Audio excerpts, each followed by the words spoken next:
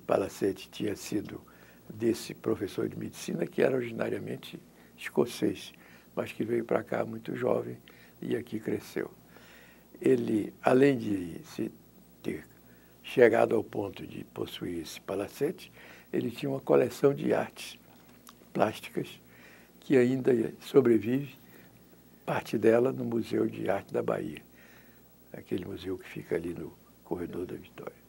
Enfim, essas várias escolas ficaram em condições que eram bem diferentes umas das outras, mas puderam ser aglutinadas para formar a Universidade da Bahia, que ainda não tinha a designação de Universidade Federal da Bahia, como vieram todas. Uma coisa interessante que o senhor está colocando aí, recuperando, é que, exceto Belas Artes, todas elas nascem como uma fundação privada, as outras, né? Porque a Politécnica era uma fundação privada. Direito Isso. também. O Instituto Politécnico. Direito também. É interessante porque, nas origens do ensino superior no Brasil, que foram origens muito tardias, porque Portugal não permitiu que os cursos que até teriam nível superior seriam comparáveis a cursos de Coimbra no seu conteúdo, mas não tinham autorização para que esses cursos fossem reconhecidos como cursos universitários, até a chegada de Dom João VI aqui, em 1808. Houve numerosas petições. Há um professor de História daqui da Bahia, falecido, professor Alberto Silva, não sei se você conheceu, ele escreveu um livro chamado As Raízes da Universidade da Bahia, que é um livro muito interessante, foi editado em 1956 ou 58.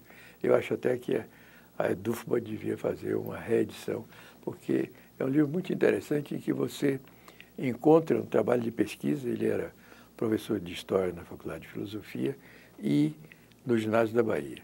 E ele pesquisou numerosos documentos ao longo, desde 1570, 80, houve petições oriundas de entidades daqui, de Salvador, a Coimbra, depois também a Lisboa, depois também a Roma, pedindo que os cursos que se faziam no Colégio dos Jesuítas aqui na Bahia fossem reconhecidos como cursos de nível superior.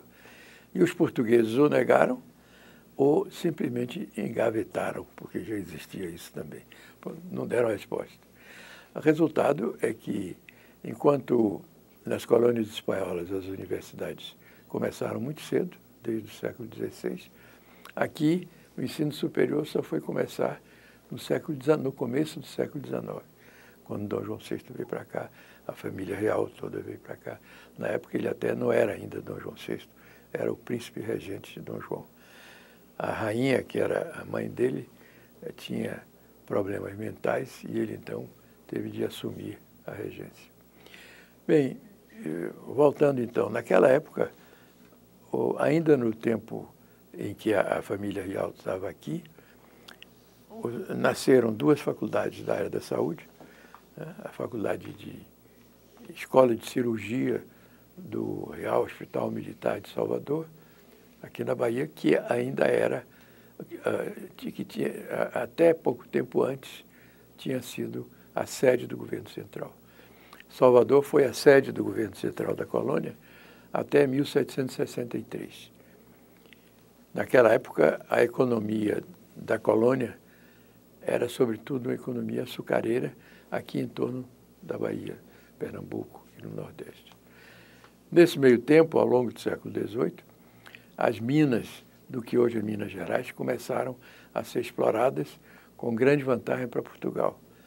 A economia da colônia, então, se deslocou para o sul e chegou um momento em que Salvador já estava, do ponto de vista da gestão da colônia, um pouco deslocada. Então, em 1763, mudaram a capital para o Rio. Salvador ficou como capital até um pouquinho mais de tempo do que o próprio Rio de Janeiro, porque depois veio Brasília. Pois bem,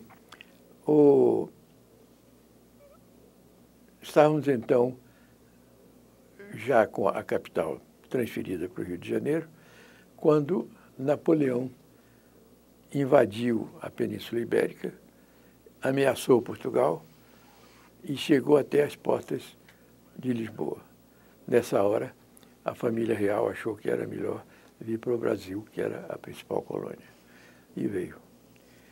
Acontece que era uma frota enorme que conduzia a família, a nobreza, um número enorme de funcionários que serviam a família real e outras pessoas.